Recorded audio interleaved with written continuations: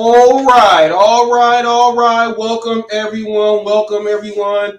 This is a brand new thing going on, people. This is a pilot. We want to welcome you guys to the box office. This is going to be everything boxing, everything in the fight game that you're going to need to know. This show is brought to you by Hot Facts and an association, people, with the premier boxing analyst going around on YouTube today. What's good, Wood? People, we decided to go ahead and put this thing together because sometimes you cannot get enough of boxing talk. Now, since there are a lot of big fights going on, and we talk business, what better name than to call this the box office? So we got a pretty good one going on for you guys today. We're going to have a discussion. I'm going to put this up here about the top 5 boxers per division. Okay, we will be touching in on that for all of you guys out there. But first, let me go ahead and do what I do and introduce myself for those of you who may not know who I am. My name is Robert Reese, also known as the host of Hot Facts with Robert Reese, also here on YouTube. Okay, I normally do my thing from 2 to 3 p.m. on a daily basis, but I am here like this. I am a good friend of What's Good Wood. We go way back. When I mean way back, people, I'm talking about learning how to be a man way back. All right, so we go way back. So if you go ahead and type up Hot Facts, you'll go ahead and see who I am. You may see me inside the chats when What's Good is doing his boxing lives. I am an active participant in those, but that's who I am. What's up, Wood? What's going on, Rob? How you feeling, man? Man, I feel good today. Feel good about starting this up. Kind of excited. I had got a little turbulence in the fan bam right now. So being able to talk is also a good thing to just forget about some stuff right now. But I'm here. What's cracking? Man, there's a lot to look forward to, a lot to be appreciative of, and yeah, I feel you. There's a certain amount of escapism, I think, when it comes to boxing and being able to kind of immerse yourself in a lot of the action and a lot of the history, to where if there is turmoil or different things going on in our lives, it's definitely a refreshing vibe when you could kind of get into a lot of the X's and O's, and again, just a lot of the the interesting fights that are about to take place, those that just took place, and just taking in overall inventory on the state of boxing and also forecasting what's to come, man. So I'm definitely glad that we're kicking this off and doing this. And speaking on that, people, he just spoke about all of that, and that's why you see up there top 5 boxers all time per division, people. Now, there's a lot of boxers out there. There's a lot of boxers that people forget about. There's a lot of boxers out there, people that people have never even heard of, with ridiculous records and stats out there. We will be going over. Over 147, the welterweights, the middleweights, light heavies, and heavies. But I do want to say this right now. Since we are doing those divisions right now, we have to give a special recognition to some boxers that will not be in those categories right now, where most of their exciting fights were in like the lightweight division. I want to first give my first person that I'm putting in there is Pernell Whitaker, Sweet Pea. The man is probably the best defensive fighter. You can say Floyd, but I would put up a strong argument about Sweet Pea. You have Alexi Arguello. You have guys like that, and who would you throw in there from just the lighter weight so we can just get them their recognition before we go in? I think there are a lot of guys. I think Azuma Nelson is certainly one of them. Roberto Duran, one of the greatest lightweights, if not the greatest lightweight of all time. And although Duran did also make a lot of waves and win titles in other divisions, welterweight and beyond, he really, really had the first long stretch of his illustrious career down at lightweight. So when I think the lower weight classes and arguably the greatest of 140 and below, Roberto Duran might be the first name that comes to mind. And again, some of these names that we might see in the welterweight list or even above that could have once fought at lower weights and then made their way over to welterweight. and beyond. So there, whereas in heavyweight, it's a lot tough. It's a lot easier to distinguish because heaweight's not a pit stop, right? Once you get to heavyweight, you're pretty much at heavyweight unless you come back down. But there's nowhere to go above heavyweight. Whereas in lightweight, 140, 147. Now the four that we're doing, obviously, like you said, are welterweight, middleweight, light heavy, and heavyweight. But some of these divisions, it might be a little bit controversial. For instance, Canelo at middleweight. He only had a couple fights at middleweight, so it's like that's why I wanted to bring up and give these guys, because just like you said, Roberto Duran, people, what made him like, okay, lightweight. That's why I'm saying we got to get guys. Aaron Pryor's and another one. Even though these guys, like he said, is stepping stones. People, you start off lightweight and you'll end up maybe at 160, but all of you guys are going to mix up in those categories. Some find where their sweet spot is and stay. Some like to go ahead and do that challenge and move up. Like you do go ahead. First of all, Marvin Hagler is strictly middleweight. That's where I'm strictly having Marvin Hagler, but like a Tommy Hearns. Dude was like, I'm going to try to conquer all. You got guys like that, Roy Jones and, other ones. But so we got those lightweights. Now, I got a question for you. Julio Cesar Chavez. Do we throw him into this lightweight right now just to give him his flowers now? Absolutely. He's one of those exactly that did do some things at welterweight, but he made most of his career at lightweight and even just below that. So yeah, he would definitely, fall into that category. And, this is one of those things where we could revisit some of the other divisions, some on an episode down the line. But yeah, lightweight is definitely where he had his best moments. I mean, hell, even Manny Pacquiao, I mean, obviously had a legendary career at 147, but he was also an absolute terror at featherweight and especially at 130.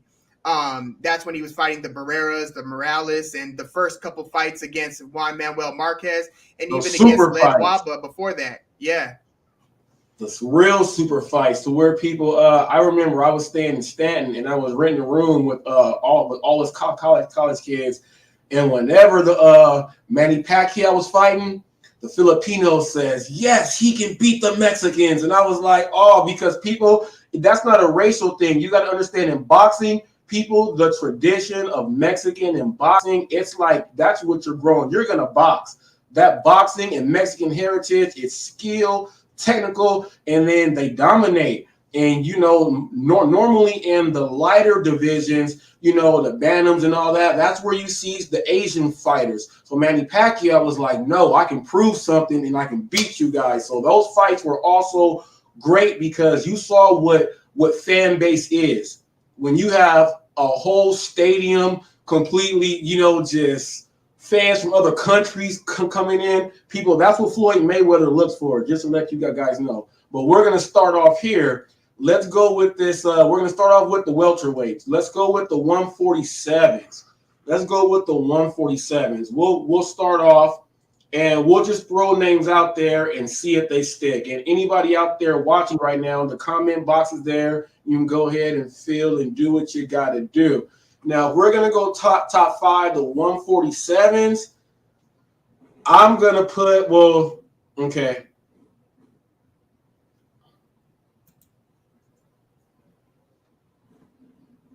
See, now this is controversial too because I have a thing to where it's like the NBA. I don't really count the NBA until like the 70s.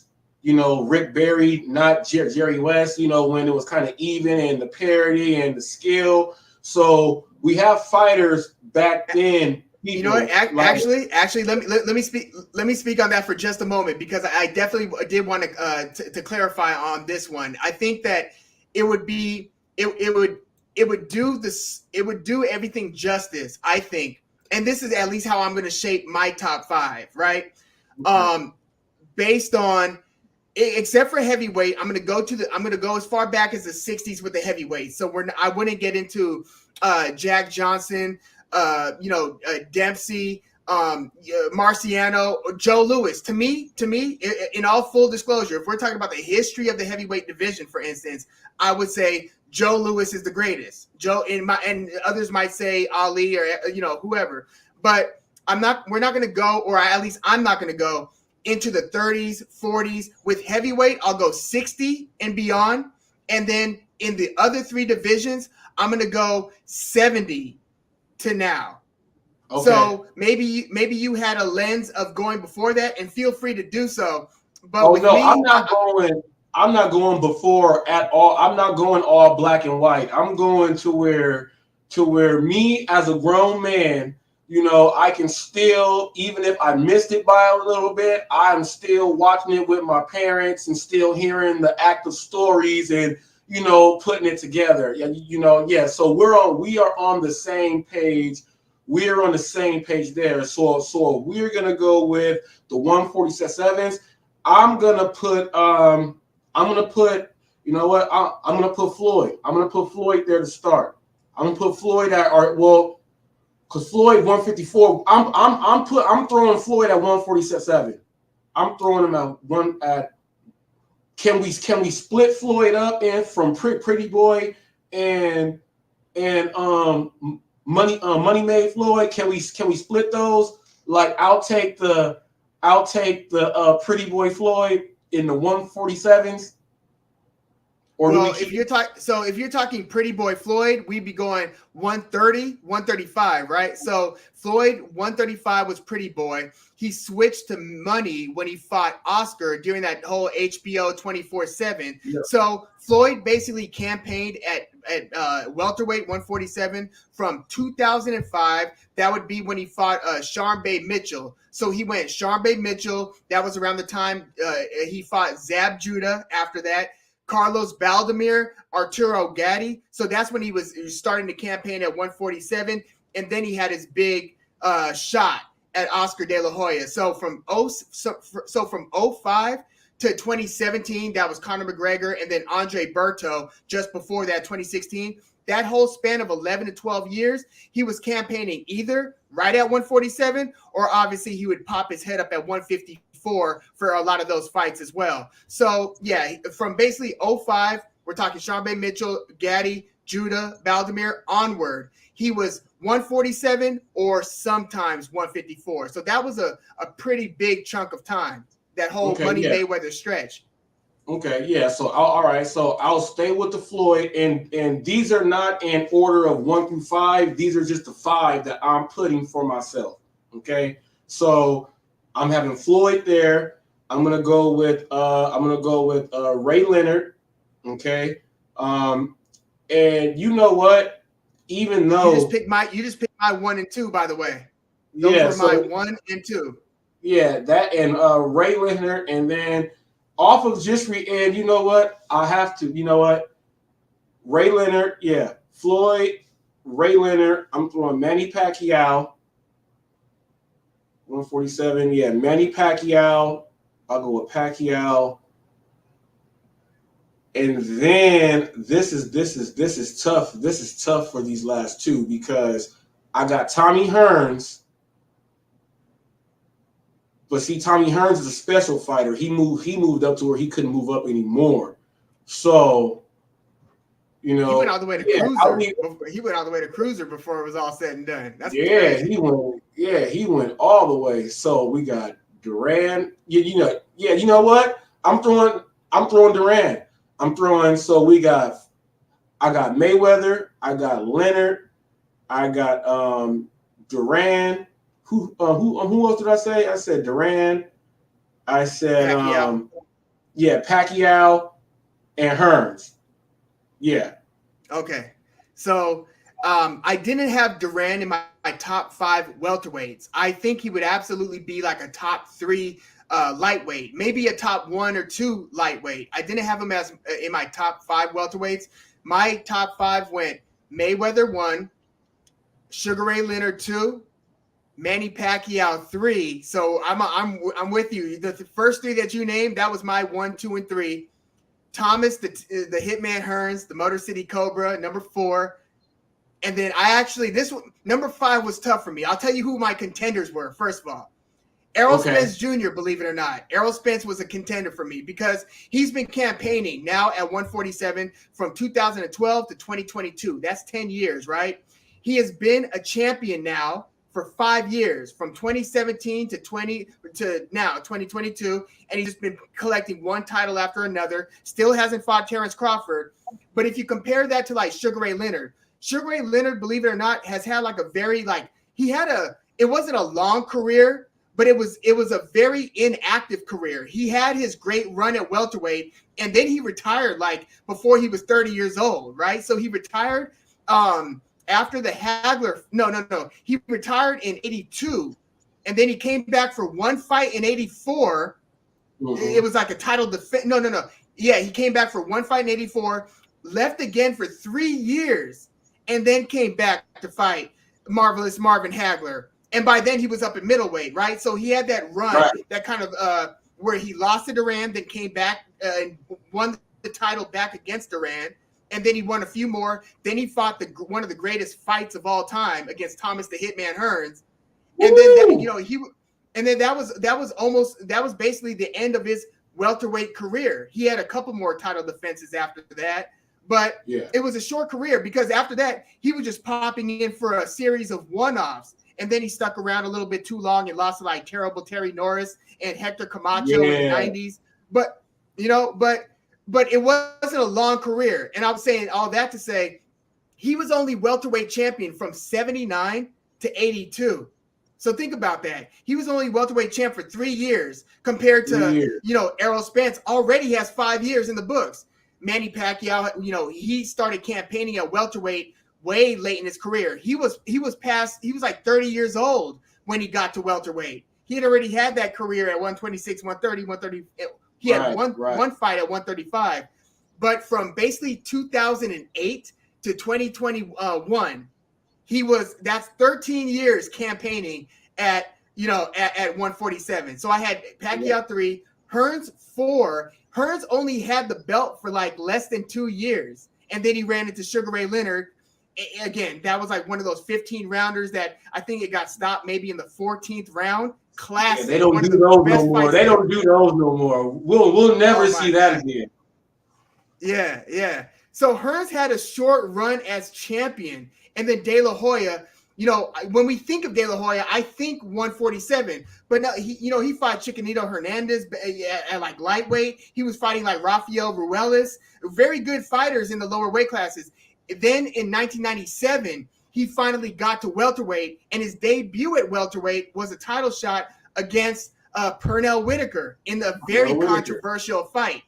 Controversial as hell, right? To this day, that fight and the Chavez fight, so go ahead.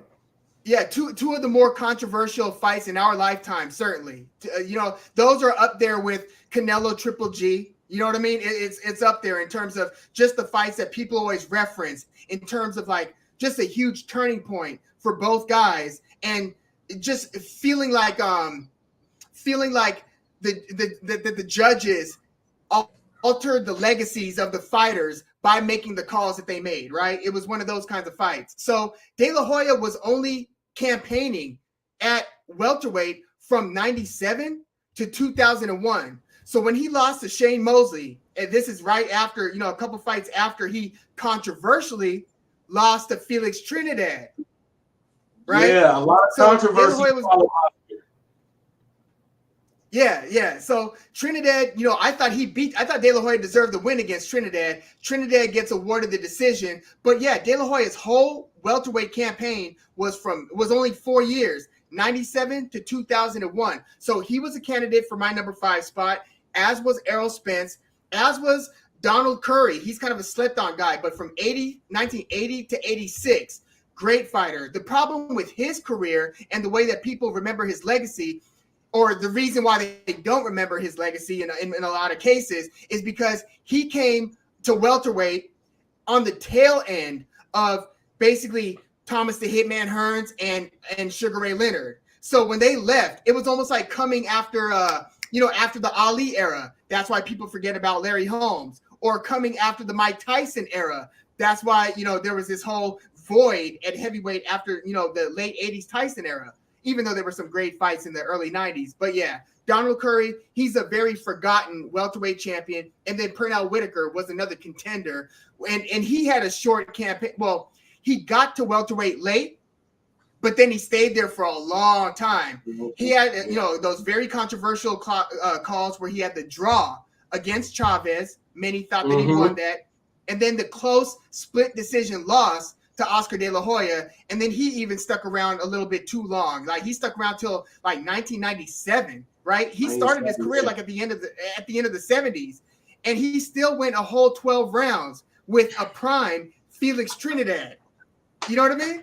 Like, unbelievable. But I ultimately went with Oscar De La Hoya at number 5. So I've got Mayweather 1, Sugar Ray Leonard 2, Manny Pacquiao 3, Thomas the Hitman Hearns 4, and De La Hoya 5. And the reason I put De La Hoya 5 was just because he fought them all. Like, he did have a couple losses, like to Shane Mosley, who was my favorite fighter for several years. Like, he just had blistering hand speed and power, and but De La Hoya fought like the Ike Cortez, another controversial close fight. Another one, yeah. Oscar fought every single, and you know what? That was we have the same top 4. It is just a fit. I threw Duran there only because Oscar is a semi person that he wants to move up division by division. I was gonna throw him into my middleweight.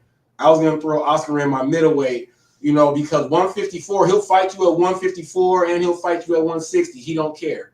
Like he's one of those fighters that'll move up the weight classes. So, but I agree with that list too. Like if someone said, "Here's a list," and I really didn't think of a list, like off the top, the first 4 I thought of instantly. But yeah, that's right there. That's the top 4. Yeah, good list. So I do think that before it's all said and done, that either Errol Spence or Terrence Crawford will occupy one of those top 5 spots. I really think that. I think that Errol Spence has been knocking on the door of that top 5. But there's just the elephant in the room, and that elephant in the room is Terrence Crawford. They're gonna have to settle that, and we'll see what happens. And that's why the people, and this is why we got to see it, because when we go back and debate these things historically about the sport, we have to have no doubt in the discussion that we are bringing up when it comes to fighters in the same era. That's why he said Oscar fought everybody, okay? Duran and Leonard and Hagler and them, they fought everybody. There was no running. You have to go through that person. So even if you lost, if you put up a real good fight and you lost that fight, your loss in that fight, people still might see better than a lot of other people's wins. So that's why you got to fight these people and give the fans what they want. Now we're gonna move into the middleweights right now. Okay, so we're gonna go to the middleweights, and this is I love middleweight boxing. I feel this is the most. I feel outside the heavyweight division, you'll see a knockout. It's exciting, but this is the best division for speed, for technical fighting, for power. You'll see some guys that look like they're way too swole at 160, you know what I'm saying? And then, like you see a lot of good stuff at 160. So I like this division here.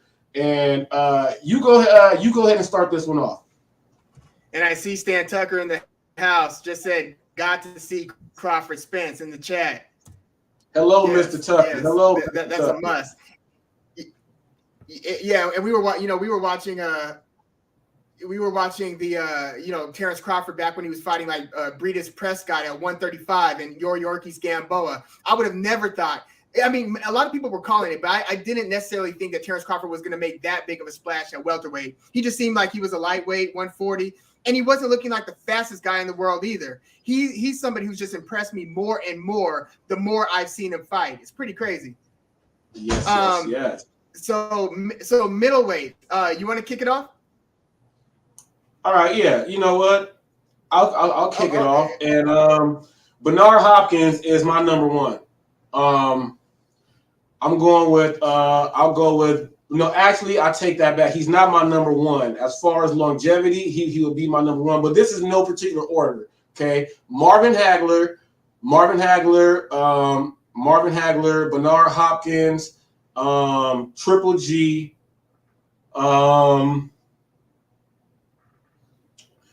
James Toney, and you know what? This is tough right here. You know what? The white dude. He had it for a little bit. He was better than the left hook Lacey. What was his name? Kelly Pavlik? Yeah, Kelly Pavlik. No, I don't want to say Kelly Pavlik because. Are you talking Joe Calzaghe? The Russian dude that put Bernard out of his misery. He held the division down, and then Bernard had to come teach him a lesson real quick. Oh, that would be Kelly Pavlik. Kelly Pavlik, because Hopkins lost his long held because Bernard Hopkins was the middleweight champion for 10 years. Think about that, 10 years, the middleweight champion, and then he lost it to Jermaine Taylor, and then he lost the rematch to Jermaine Taylor. But then Jermaine Taylor eventually ran into Kelly Pavlik and got stopped by Pavlik. Pavlik was a bad boy for a while. He was super young too, and his career kind of ended young. Yeah, and that's what I'm saying. I really didn't get a lot to see an extended career, but as far as what I seen him getting there and do, his career. But that division right there, you know what? I'm taking him out. And I will go with I said I wasn't going to go back this far, but I'm going to have to Sugar Ray Robinson at this one. I'm going to have to I don't care. Sugar Ray Robinson. Sorry. I'm sorry. So Sugar Ray Robinson, he could conceivably, like if we were going back that far, he could make welterweight and middleweight. That's how great Sugar Ray Robinson was. He could be a top 5. Yeah, he could be a top 5 welterweight of all time and a top 5 middleweight of all time. With Kelly Pavlik, he also got schooled by, I want to say Sergio Martinez. Yeah, Sergio Martinez also schooled Kelly Pavlik. So my top 5, first of all, you hit 4 of my 5. So we hit 4 of the same ones at welterweight, 4 of the same ones. My number 1 was Marvelous Marvin Hagler. He campaigned at middleweight basically his whole career from 73 to 87. He was champion because remember he had one shot at the title before that. It got ruled a draw, and then he had another shot a couple years later at middleweight. Won the title that time, and then he held on to the belt and multiple belts in some cases from 1980 to 1987. 7-year champion. Mike Tyson in the middleweight. Yeah. And my number 2 was actually Carlos Monzon. So Monzon started his career in 63, but then he won the title. He actually had like 3 losses early in his career. He wins the title in 1970, and then he holds on to it, several title defenses, 7-year champion. So from 1970 to 1977, Carlos Monzon was the middleweight champion, almost a decade, 7 years, and he retired as champion. Nobody took the belt from him. He held on to it for 7 years and then retired. That's impressive, people. So, that's an impressive stat to have. So my number 3 is Bernard Hopkins, 10-year champion, 95 to 2005, when he finally lost to Jermaine Taylor, and then he went on to fight like another 15 years after that. Right? He fought till 51 years old. That's how long he was a professional. So when he finally lost to Jermaine Taylor in those back-to-back fights, he then basically moved on to light heavyweight to fight like Antonio Tarver, and he never looked back. He never returned to middleweight. But he was a middleweight way back in 1988 is when he started his career. And then 7 years later, he won the title. He had a chance to fight for the belt in 93, but he lost via unanimous decision to Roy Jones Jr. when Roy Jones Jr. was on the come up way before he fought James Toney. And so Hopkins won the title on his second attempt at the title. And then he, again, held on to it for 10 years. So he's my number 3. I've got Triple G as my number 4, 8-year champion, campaigned at the weight from 2006 to now, basically 2022, right? And he was champion from 2010 to 2018 when he finally lost to Canelo. And then he actually regained 2 of the middleweight belts. First against Derevianchenko, and then unified 2 belts earlier this year against Ryota Murata. So 2-time middleweight champion. And then my number 5 was James Toney. who was actually only a middleweight champion for like 2 years. He campaigned in the weight class from 88 to 92, but he was only champion from 91 to 92, and then he moved on to 168, and then where he would meet Roy Jones at 168, and then he would go as far as heavyweight, right? He beat Evander Holyfield. He stopped Evander Holyfield, which is crazy.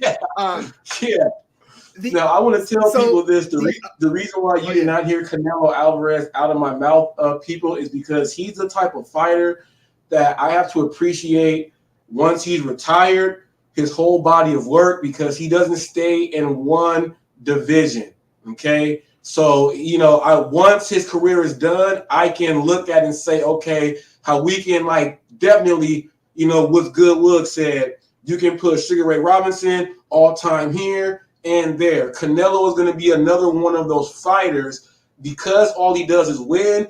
You have to wait to see when it's done to really, okay, what's the best Canelo, and what weight class are we putting him in at? Because as of right now, the man is the king, but you don't know the dude might even try to go up to fight heavyweight. You never know what he's going to do. So, I put him in a different class. He's in a different class of fighter. I'll have to put him in a class with a Manny Pacquiao also, because Manny Pacquiao's pretty much done. So that's why we can say 147, that's what we want to see him at.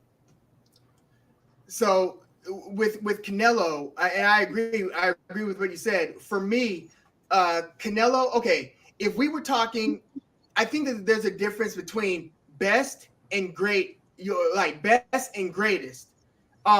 Good, you know what I mean? Like, if we were talking about who is the better, if you were to ask me who is the better Klitschko versus who was the greater Klitschko, you would get two different answers. For me, at least, I would say Vitaly Klitschko, to me, was the better all-around fighter. Like, if they were to match up head-to-head, or if they were to go against the next top 10 heavyweights, I think I would pick Vitaly in more of those matchups than I would Vladimir. But Vladimir actually did the work, had the accomplishments in that, you know what I mean? So with Canelo, if you were to ask me the best 5 heavyweight or best 5 middleweights, Canelo might make my list. The reason I don't have him as one of my 5 greatest heavyweights is because I could give you all of his middleweight fights. It was against Miguel Cotto, which Miguel Cotto was a 140 guy, and then a 147 guy, and then a 154 guy, and then kind of a 160 guy. But that was Canelo's middleweight debut. And then he fought Amir Khan at 160. Amir Khan was hardly a 147 guy. Amir Khan was pretty good at 147. He was great at 140. He wasn't a 154 guy, and he damn sure wasn't a 160 guy. So that was another one of Canelo's. Yeah, that was another Canelo win at middleweight. And then he's got then he's got Chavez Jr., Julio Cesar Chavez Jr., where they fought at a catchweight, but he was technically fighting middleweight, even though it was 164-pound catchweight against Chavez Jr. Then he had the 2 fights against Triple G and Daniel Jacobs. So that's Canelo's whole middleweight career. Miguel Cotto, Amir Khan, Chavez Jr., the 2 fights against Triple G, super controversial, but hey, he went a great 24 rounds with Triple G. Regardless of what we think about the decisions, that was great. And then he beat Daniel Jacobs, a very good middleweight. Right. Growth through calisthenics. What's going on? Benjamin Tucker. What's up, cousin? That's my cousin Benji, y'all. Yeah, we talk a ton of boxing. Jay Foreman, what's going on? Yeah, you got hit. Yeah, I've seen all these people in your chats. What's up, people? We told you guys to try to put something together here. Now we got these middleweights right here. Now, James Toney was one of my favorites. That man could talk, but that man could box. He could back it up and do his thing. But people, now we're moving into, we went middleweights right here, and we had a pretty good list. Go ahead. So real quick, so before we move on to the light heavyweights, so I want to reiterate it. So I had it Hagler, Monzon, number 2, Hopkins 3, Triple G 4, James Toney 5. The other middleweight contenders for the top 5 that I had were Canelo, Mike McCallum, who was a 2-year champion from 1989 to 91, but he might have even been better at 154. He was a champion at 154 and 160. So he was a couple-year champion, Mike McCallum, the body snatcher, and then Sergio Martinez. Yeah, Sergio Martinez was also on my honorable mention. Okay. Oh, great right there. Jake Foreman. Yep. He said Canelo should have at least one of the KO against Chavez Jr. That always bothered him. Hey, that bothers a lot of people. Hey, Chavez Jr. had a chin though. He had a ridiculous. Yeah. I remember when he. Now he went up to 175, and then he ended up fighting a pretty good fighter at 175, Andres Fonfara, who was able to stop Chavez Jr. But besides that, he was a very tough guy to stop. He was getting boxed all over the place against Sergio Martinez, lost the fight, but he had Sergio Martinez holding on for dear life by the end of the 12th. Yes. Chavez Jr. was a problem. And yes, he was a shell of himself by the time he fought Canelo, and he was pretty much getting beaten from pillar to post. But he did endure a 12-round beatdown. So, yeah, that was impressive in how much punishment he absorbed there. He said the punishment, people, to absorb all of that. That's remarkable. Now, this is going to be a little different here because the light heavyweight division, the light heavyweight division in years it's been times when it's been good.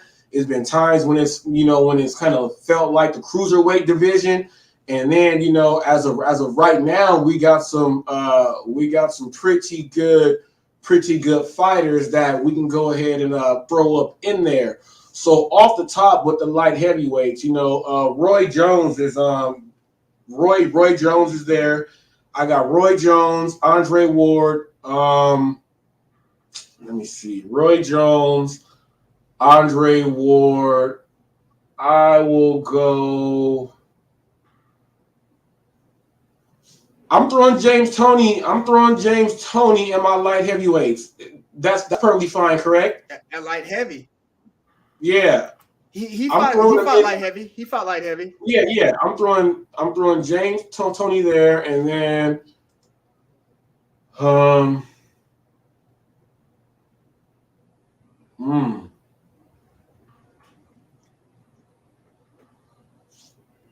I'm gonna throw.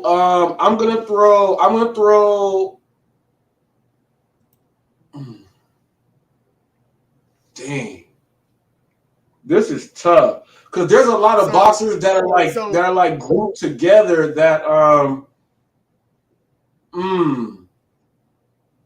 Okay. Can't put him there.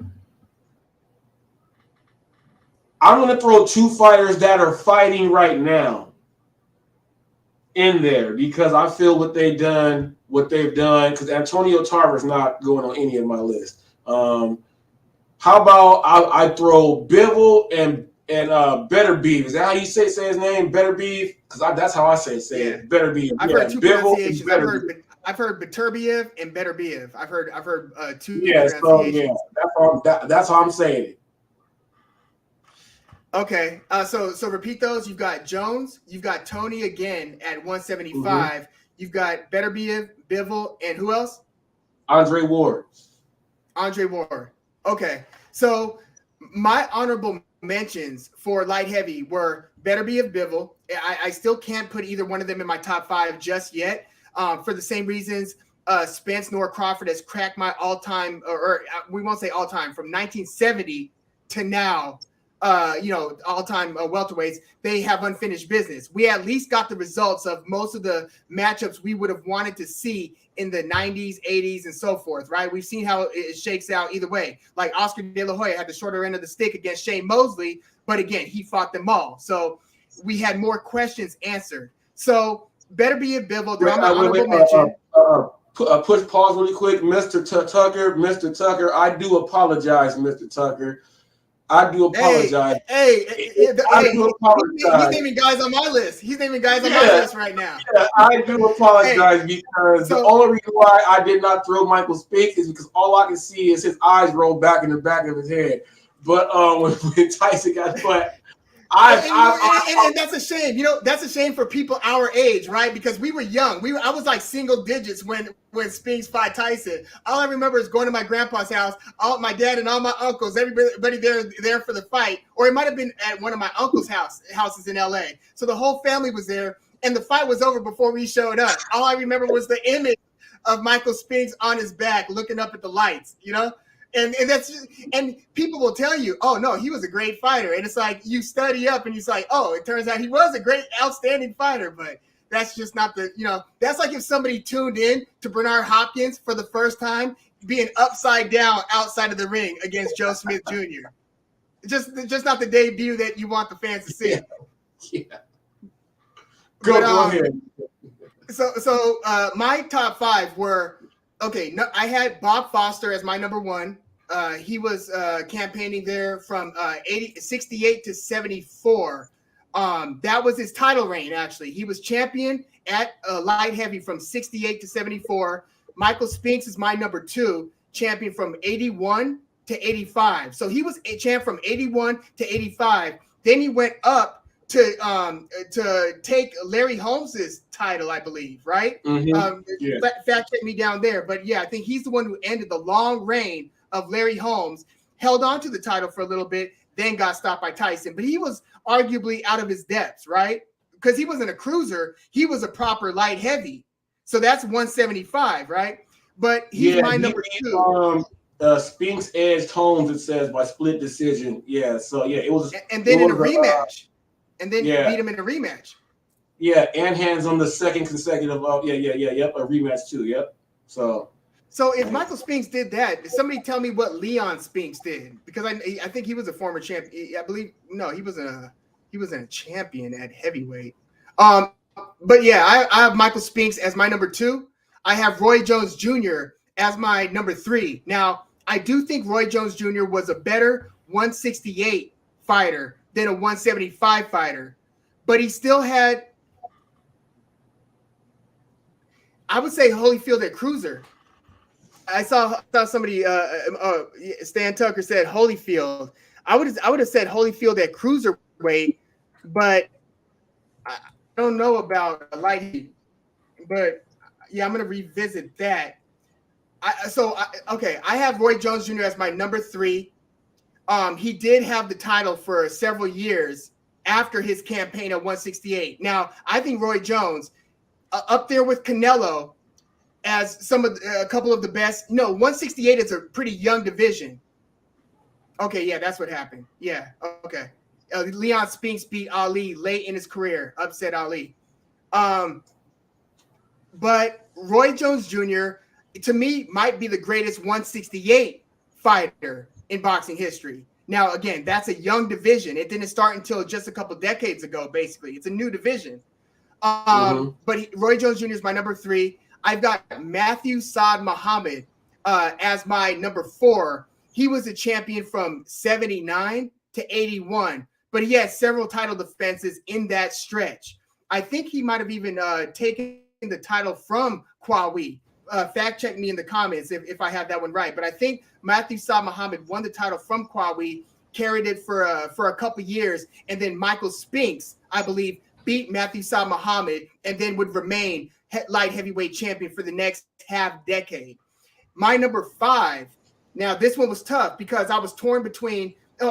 First, the reason I don't have Andre Ward in my top five light heavyweight, he, like Roy Jones, like Canelo, would be on my top five 168 list. I look at Andre Ward as being one of the greatest at 168, especially in the way that he performed in that Super Six series where he beat Miguel Kessler, Carl Froch, a lot of guys who had a lot of hype at the time, right? But when he went up to light heavyweight, yes, he did beat the Crusher Kovalev twice, the first time controversially. Most thought that Kovalev deserved the decision in that first fight, right? But then Andre Ward left no doubt in the rematch. But before that, his only other light heavyweight fights were against Sullivan Barrera and I want to say Alexander Brand. So he only had a couple fights, just kind of getting his feet wet. Because remember, he had like the 2+ year layoff after he was breaking from his promotional company. So he was out of the ring for a couple years. Yeah, yeah. Go ahead. This is just a Visual? list of I think we what lost visual for a this second. is just a list of what the internet says for these fighters right here. Okay. So Ward basically did not have an extensive career at light heavyweight, but he did perform well against Kovalev. But that's why I didn't in my top 5 light heavyweights. The main 2 guys who I had difficulty putting in the top 5 slot were Sergey Kovalev and Adonis Stevenson. Now, they never fought each other. That was the fight that was supposed to happen. It never did happen because Adonis Stevenson was on one side of the promotional political tracks and Sergey Kovalev was on the other. They just never they never met, and it's a damn shame, right? So I'm stacking their resumes up against one another. They were both champions for a few years, and they both had impressive title defenses. Stevenson beat Fonfara. He knocked out Chad Dawson to take the title from Chad Dawson. I used to like Chad Dawson. Yeah, Chad Dawson was very good for a few years, or for at least a couple years. Adonis Stevenson knocked out Tony Bellew, who gets a lot of props. Tony Bellew went up to cruiserweight, ended up beating David Haye late in his career. Yeah, Adonis Stevenson knocked him out. So Adonis Stevenson again beat. He also beat Tavoris Cloud. Tavoris Cloud was shaping up to be one of the best light heavyweights at the time too. So Stevenson easily beat Tavoris Cloud, knocked out Chad Dawson, knocked out Tony Bellew, beat Fonfara, and then he fought to a draw with Badu Jack, and then he finally gets dethroned and literally almost killed by Alexander Gvozdyk, who then lost to Beterbiev a year or 2 later. So it was between Adonis Stevenson and Kovalev, but I went Sergey Kovalev. It's weird. It was a fight that I always wanted to see, but Kovalev beat Jean Pascal. He stopped Jean Pascal. He beat Bernard Hopkins. Granted, Bernard Hopkins was like 49 years old, 50 years old at the time. A true alien, man. Like nothing like it. Yeah, but yeah, I had Sergey. Unbelievable. Yeah, so I had Sergey Kovalev as my number 5. So I had Bob Foster 1, Michael Spinks 2, Roy Jones Jr. 3, Matthew Saad Muhammad number 4, and Sergey Kovalev, which I'm still torn on, as my number 5.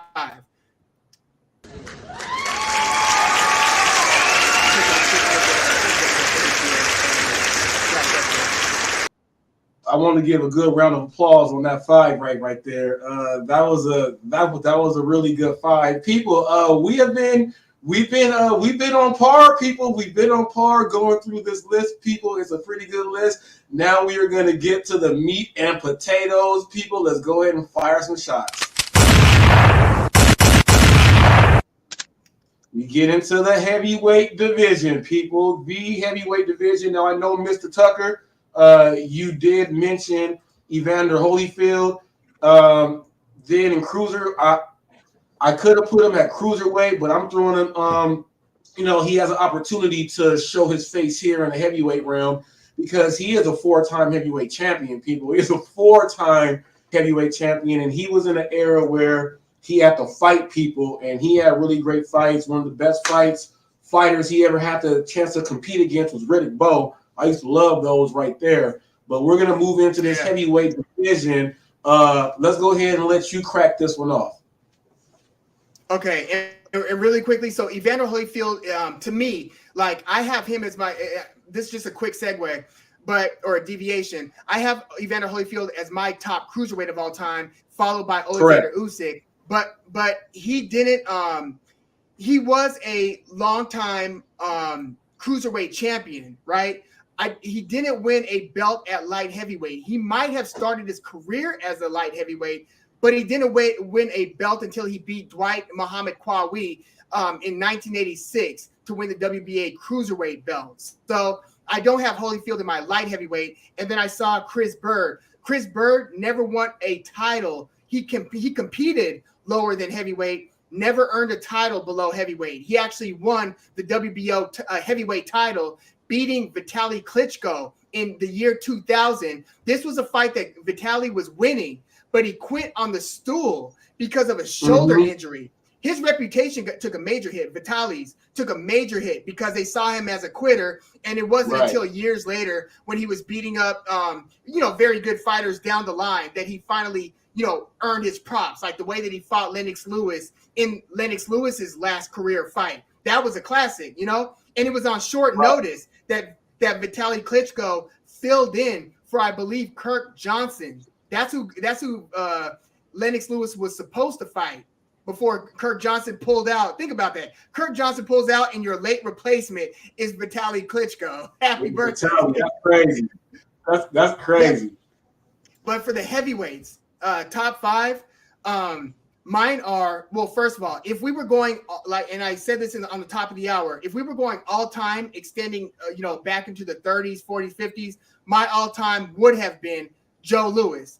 But for just to be fair to all the 30s, 40s, 50s, I'm going to start with 1960. So that would be like the Sonny Liston, after Sonny Liston beat Floyd Patterson, right? Because you had the Archie Moore, then you had Floyd Patterson. Yeah. Floyd Patterson was the dude whose hair you would. He had that Kendall Gill. He had that Kendall Gill flat top.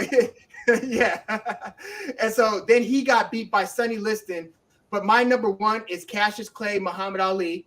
That's my number one heavyweight from 1960 on. Number two, I've got Lennox Lewis, champion from 93 to 94. And then he got beat by Oliver McCall, got that one back. So then he became champion again from 97 to 2003. That's a 7-year title reign, right? Where he was not just knocking out one guy after another, just blitzing Andrew Galata. This is prime Galata. This is before he was. Galata's always been a bit of a weirdo. He's always been kind of a head case, from the times where he was just beating up on a shot Riddick Bowe and then hitting him below the belts repeatedly until he got disqualified and then quitting on Mike Tyson. Right? And then he quit against Mike Tyson. He did, but he took some shots against Mike. My number three is Larry Holmes, champion from, I believe, 81 to 85. Correct me if I'm wrong in the comments, but long time heavyweight champion, just kind of the standard bearer between we'll say the late Ali era. So this would also include the Ken Norton era, right? The late Joe Frazier era, not late as in he just passed, but the older Joe Frazier era, Ken Norton, and so forth. You had Larry Holmes winning the champion in the beginning of the 80s and not losing until he got beaten by Michael Spinks in 1985. And then Spinks got beat by Mike Tyson in 87. So Larry Holmes is my number three. George Foreman is my number four. Now, this one's kind of weird because he was technically only a champion for a couple years in his prime, right? When he beat Joe Frazier, and then he lost to Muhammad Ali, and he beat Joe Frazier in 73, lost to Ali in 74, and then from 77, because he won a few fights after losing to Ali, and then he got outboxed by Jimmy Young in 77. So then he takes a break from 77 to 87. That's a 10-year absence from the ring. And then he wins a bunch of fights, and it's like years of winning before he finally gets a title shot. Now, he came up short when he first tried to get a crack at the title against Evander Holyfield. It was a very good fight, but he lost. And then, of course, a couple years later, he famously knocks out Michael Moore. A Teddy Atlas trained Michael Moore in the mid-90s. So two-time heavyweight champion, but it was more so what he was able to do outside of his title reign. Just the amount of guys. If you look at the laundry list of guys that he beat and knocked out, outside of him, the 2 short title reigns that he had, I thought that was deserving of number 4. And then my number 5, and I was a little bit torn on this because you've got, Tyson Fury, you've got Mike Tyson, you've got the Klitschko brothers, but my number 5 was actually not Mike Tyson. It was Vladimir Klitschko. As vulnerable as Vladimir Klitschko was proven to be against Ross Purity. He got knocked out, stopped late in the late rounds early in his career, and then against Corey Sanders. And he almost lost to Samuel Peter, but that was kind of the turnaround in Vladimir's career because he ended up winning that fight, dropping Samuel Peter and finishing strong. But just because of how long his title reign was, he had an immense title reign that rivaled Lennox Lewis's title reign. And yes, you that he was beating less than elite guys for much of that title reign. But I mean, we could debate this all day. But Vladimir Klitschko is my number 5. Who you got? Ooh, man, that was good right there. That turned my face a little bit on that last one because the last one can go any, but I'm gonna go ahead and do it like this. Wait, real quick, I see a comment. Real quick, a comment says George Foreman was a much nicer guy after the comeback. Yeah, he was a lot more sullen. Like he wasn't like yeah. George Foreman wasn't bald-headed, Grandpa George Grills back in the 70s. You know what I mean? He was just a very antisocial type of dude. Man, and Mr. Tucker, I'm going to say this. He was a much nicer guy, but he was a much more devastating and calculated, effective guy. I would rather, if I had a choice in boxing history and they said, which Foreman do you want? Give me the young Foreman. I don't want the Foreman with the bald head and the big clubber arms who's setting you up with 1-2s and he's smart. I don't want that George Foreman. I think that's a deadlier George Foreman right there. Man, that's tough. Wait, you're saying that the bald head George Foreman is more deadly than the Afro George Foreman? Afro George Foreman? Wow. Bald head George Foreman was way smarter and like is way smarter. He's not gonna try to throw and get himself tired like that. When he hits you, it's gonna land and hurt bad. He has the most brutal knockouts of all time. The most brutal knockouts of all time come from George Foreman. Yeah. But check this out. Now George Foreman lost, I believe, to Tommy Morrison. There's no way in hell Tommy Morrison beats young George Foreman. Right? No, I see what you're saying there too. Yeah, I see what you're saying there. But the young Foreman lost to Ali, so it's a loss on both. So we'll just throw those out. We'll not even think about those. We'll just throw those out. I'm gonna break down this list right here. I'll say Adam Lucas says, "What's up, y'all? I'm here. Your vids are dope, man. Much love." You know what, Adam? Look, this is the brand new show of the Box Office, people. This is the brand new show of the Box Office. Thank you guys for. I want to thank all you guys for stepping in and checking us out. And I want to thank you. Adam, for coming in and showing us some love. We're going to be doing this, man, every week, once a week. People, we can get in here and talk about the stuff that we want to talk about. We might talk about dream matchups and all type of other stuff, people. Yeah, well, we're going to get into this. Thank you once again, Adam, Mr. Tucker. And I remember watching the Shane Mosley and Mayweather fight at your guys' house. I remember watching that fight. That was a good one. Shane hit him, and we thought Shane was gonna do something, and then Floyd switched the game plan up real quick, real fast, and that stopped all of that magic. But let's get in here to this heavyweight. I got Ali. For Shane too. Ali number one. And this is just no 1 through 5. Ali, George Foreman, Mike Tyson. Ali, George Foreman, Mike Tyson. I'm gonna have to throw boring boxing in there. I'm throwing Vitaly Klitschko. People, yeah, you heard me say boring boxing because they did not fight each other, and it was like all Russian fights, and it was just not. It was just weird.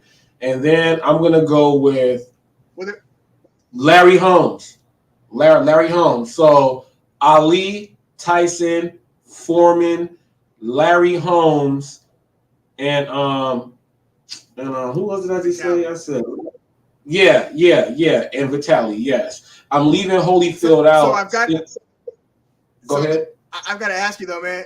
So you've got Vitaly in there, but you don't want Lennox Lewis in there? No, I don't like Lennox Lewis. He's never going on any of my lists.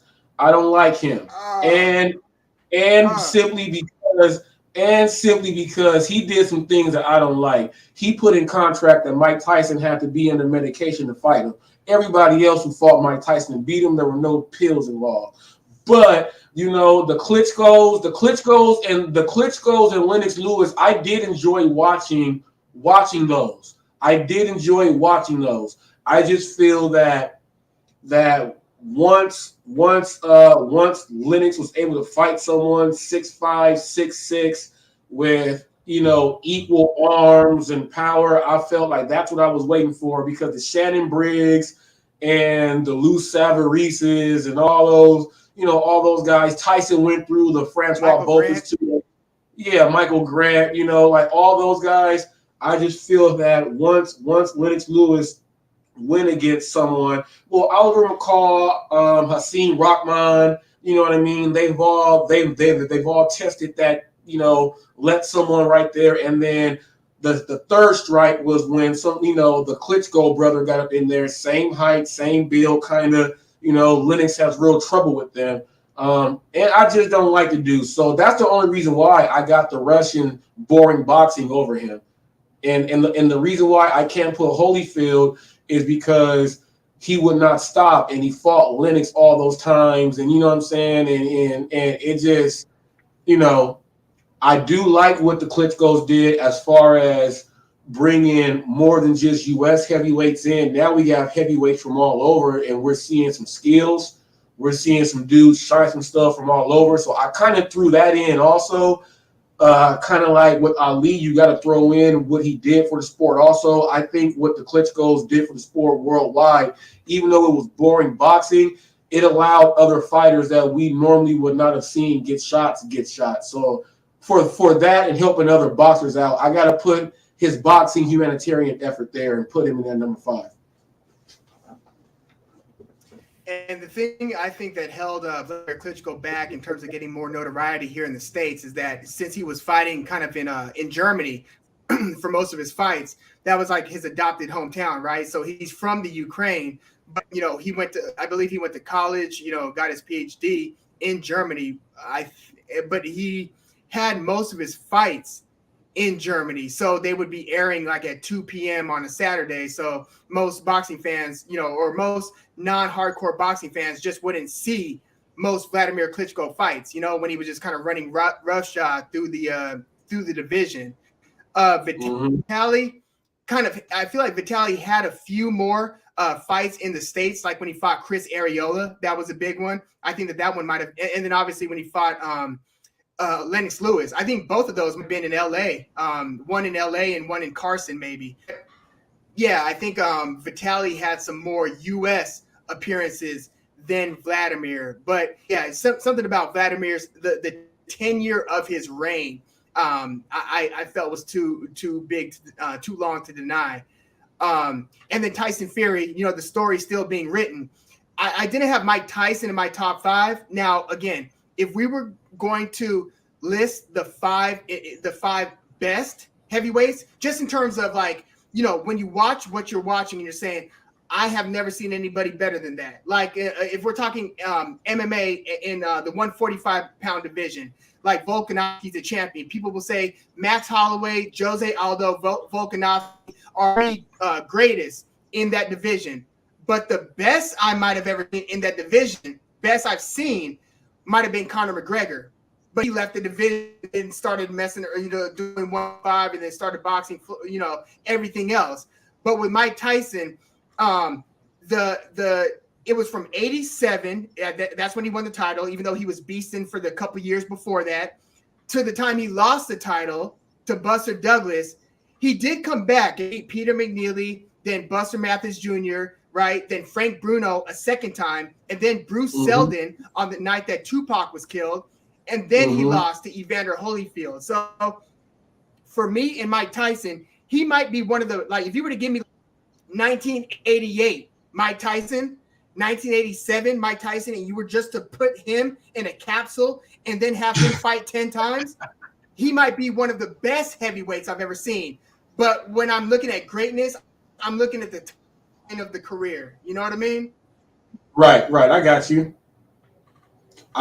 Hey, people, this is what it is. This is boxing talk. There is an open link. People, normally we'll put a link in at the end in case somebody has something to say. You go ahead and click that up and then hop in. This was not bad for the very first one, people. This was not bad at all. We got through a lot of boxing names. We broke down some things. I can't wait till the next episode. I think the next episode we should go ahead and talk about these dream matchups. Talk about dream matchups, past, present. Mix and match those things. I think that'll be a great one there. People, I hope you guys really did enjoy this thing for the very first time. What'd you think, man? What'd you think? No, I enjoyed it. I enjoyed this. I look forward to next Wednesday. Thanks again, Jay Foreman. And I see, yeah, young Foreman was one of the scariest. He did Frazier absolutely ruthlessly. That's one of the most iconic heavyweight fights. Devastating. But yeah, I definitely like chopping it up boxing wise with you. And so we'll definitely keep on thinking of different themes that we could tackle. Yeah, like you said, anything from dream matchups to looking at different divisions. We could look at the state of boxing. We could just isolate and pick different divisions in the sport and look Exactly. at take a snapshot of like today's lightweight division, today's middleweight division, whichever division, and get into that. But I'm glad that we kicked this off today. Yeah, and this is the box office, people. Now you see everything he said. We're gonna be touching on all of that great stuff, people. And what you will also be seeing here, people, you will be seeing interviews conducted with some people. Now, people, I am out in the street. I am a reporter. I am out there, so you may see me actually get one of these young boxers who are going and boxing up and coming. You may see him via here StreamYard doing an interview here on the box office. There's other content creators that have boxing channels also, and we'll have some of those content creators on here as well. So the mission here is just to bring some more light to boxing, show people what it is. It's a sport that, if you're not really into it, you only know maybe one or two fighters or something like that. But we're trying to bring you everything.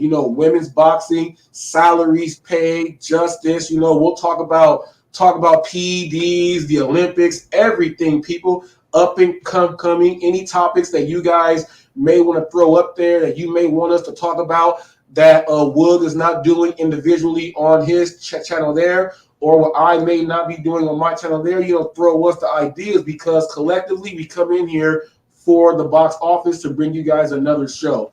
And this is all part of the Hot Facts brand, people. So I want to thank you guys for stopping in. Any last words from you, Wood? No, tune into to Hot Facts with Robert Reese when you get a chance. I see you, active throughout the day. So I definitely encourage those who are looking to hear, just about what's going on just in society in general. I would definitely urge y'all to check out Hot Facts with Robert Reese. I have a couple of more videos coming out before the end of the week. Early thoughts on Jake Paul versus Hasim Rahman Jr. I just dropped a couple of them earlier this week. We've got a Ryan Garcia versus Javier Fortuna preview. Early thoughts on Usyk versus AJ2. And then there was one more. And then we had the live chat yesterday. So I'm gonna continue to do the Tuesday live chats at 6 p.m. Just talking more and more boxing and looking at the forecast, basically a lot of the upcoming schedule. So yeah, we definitely are going to be digging in deep with a lot of boxing talk in the coming weeks and months. Yes, people. That's what he's got going on there. And just check me out, people, because on Tuesdays I do a men's group. We talk about some good stuff about men, on how we can stick together and be better as role models and fathers and all that stuff. I come in with the news, and then from 2 to 3 people, and I also conduct interviews. Check out those Hot Facts interviews.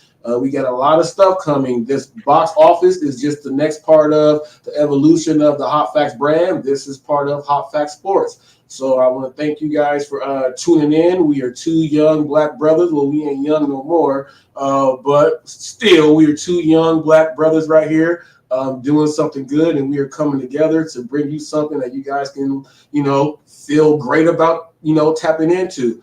So with that being said, I'm going to do my thing and sign out of here like Chuck Woolery, people, in 2 and 2. We'll see y'all later. Thanks for tuning in, y'all. Wait, you know what? I'm not going to leave us without, I think we did good for the first one. So let's give us a round of applause.